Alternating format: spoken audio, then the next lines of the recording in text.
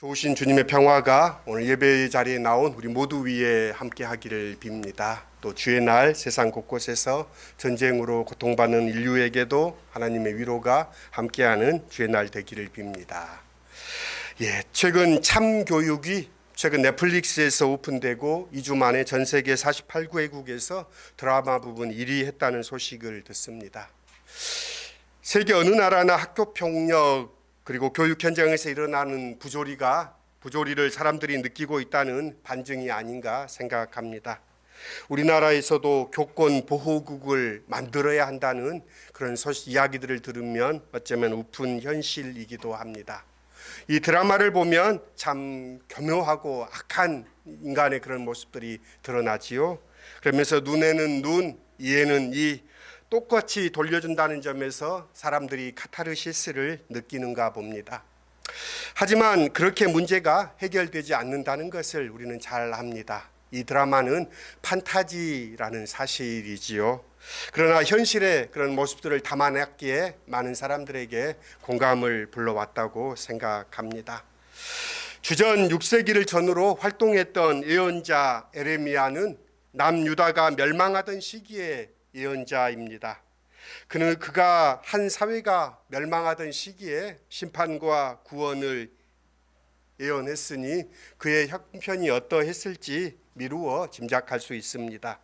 그를 하나님의 선지자로 여긴 이들에게는 그가 존중을 받았지만 그들은 소수였고 대부분의 백성과 지도자들은 그의 예언의 말씀을 참 듣기 싫어했습니다.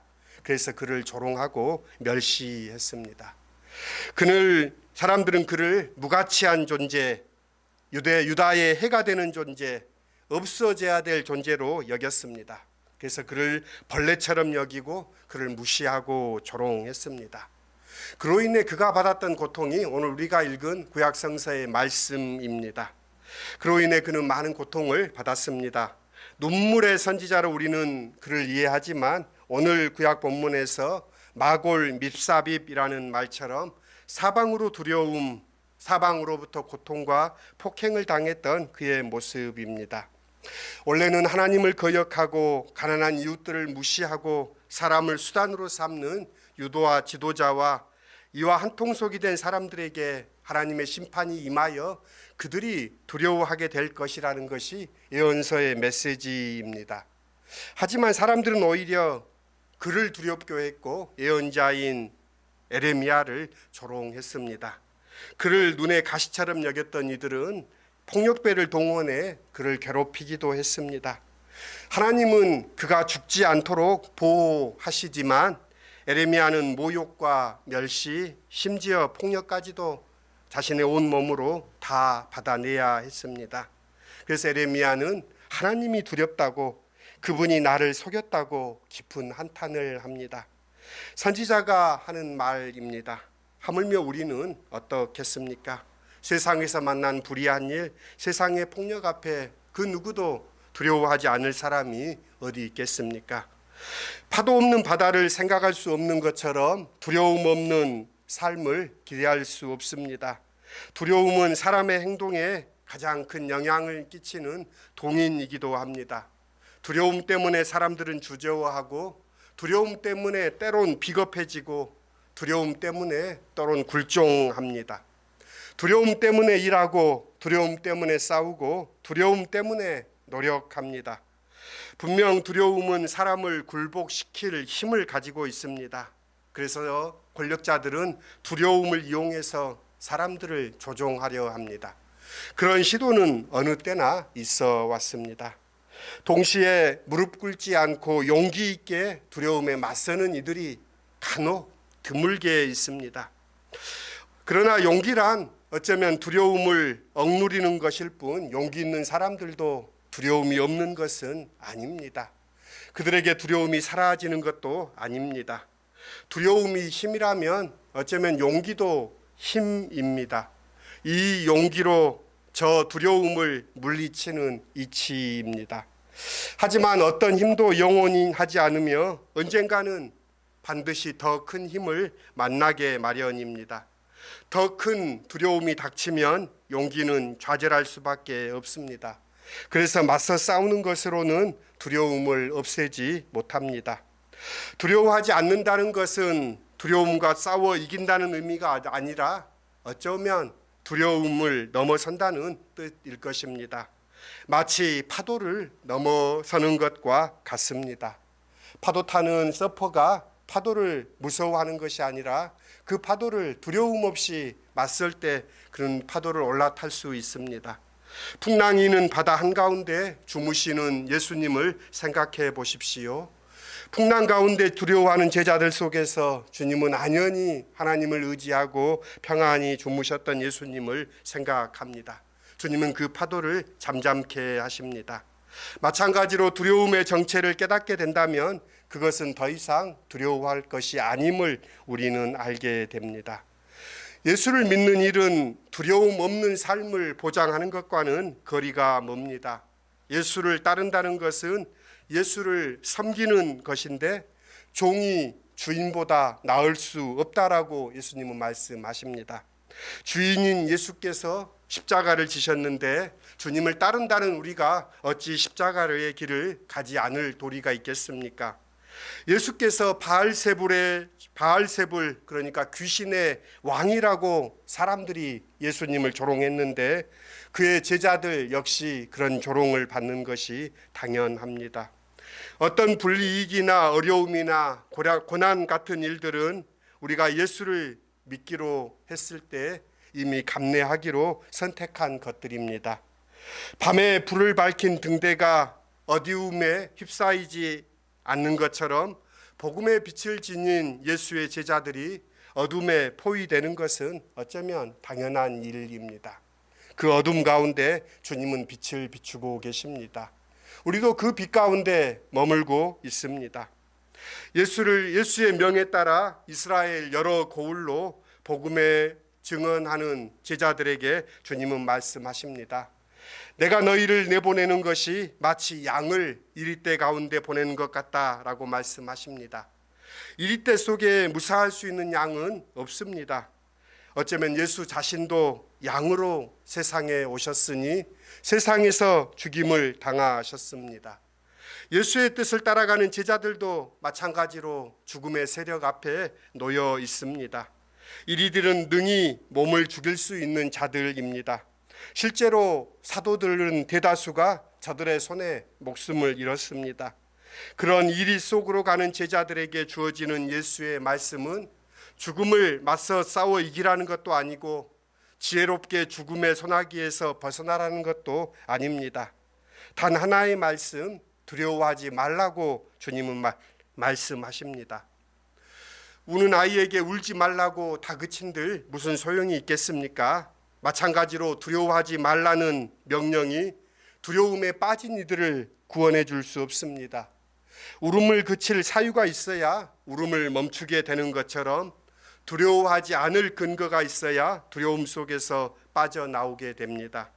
예수께서는 우리가 두려워하지 않을 이유를 하나님을 두려워하라는 이유로 그 근거를 제시합니다.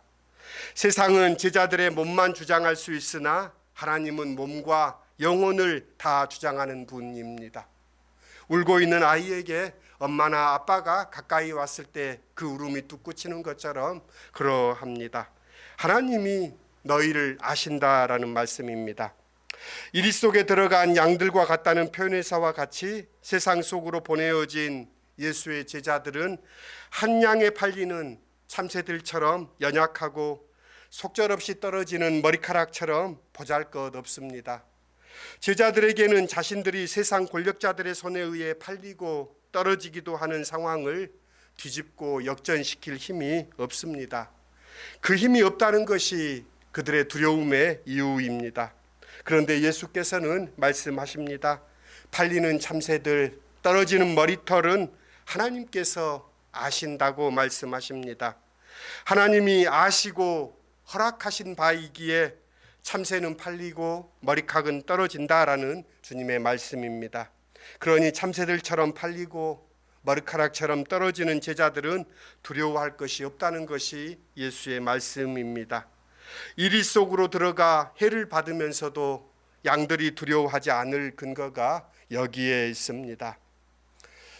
일전에 소개한 이야기인데요. 한강 작가가 미래 도서관 프로젝트에 참여하면서 한강 작가는 100년의 기도라는 글을 남겼는데요. 그 글은 이렇습니다. 100년 후에도 인간이 이 땅 위에 남아 있을까 하는 시간에 대해 생각하게 되었답니다. 미래 도서관 프로젝트는 스코틀랜드에 있는 미술관 게이트 페더슨의 기획입니다. 2014년 오슬로 근교에 심은 1000그루의 어린 나무를 100년이 지난 2114년에 그 나무를 베어 작가 100명에게 책을 헌정한다는 그런 프로젝트입니다. 그러면 한강 작가는 이렇게 이야기합니다. 이 프로젝트에 참여를 의뢰받은 순간 과연 인류가 100년 후에도 살아있을 것이며 그들이 종이로 된 책이 그들에게 다다를 수 있을까? 이 위태로운 가능성을 믿는 것이다 라고 하면서 그 프로젝트가 100년의 기도라고 명명했습니다. 우리 그리스도교는 2000년을 이어왔지요. 예수 그리스도 이후에 참 그 존재가 흔적도 없이 사라질 만한 위기들을 늘 맞닥뜨렸습니다. 그러나 우리의 믿음은 여기에 있습니다. 하나님이 우리를 아시고 하나님의 나라가 우리에게 아직 남아있고 하나님께서 우리를 아신다라는 것이 두려움을 이기는 신랄 같은 희망이기도 합니다. 주님은 우리에게 그 말씀을 건네십니다. 의인은 고난받지 않는다는 것이 아니라 고난받는 무기력한 의인을 하나님이 아신다라는 것이 예수께서 말씀하시는 복음의 내용입니다. 그리스도인은 악인에 의해 죽임을 당하지 않는다는 것이 아니라 머리털럭처럼 하찮아 보이는 제자들의 죽음을 하나님이 기억하시고 아신다라는 것이 복음입니다. 하나님이 아시는 이르기에 의인은 고난 속에 버려진 것이 아니라 죽음의 손에 넘겨진 것도 아닙니다. 하나님을 두려워한다는 것은 그 하나님을 신뢰한다는 것입니다. 모든 것을 목도하시고 아시는 하나님은 고난과 죽음을 생명의 사건으로 만드십니다. 이 하나님을 신뢰하는 자들은 고난과 죽음으로부터 오는 두려움을 넘어섭니다. 더 이상 두려워하지 않는다는 얘기입니다.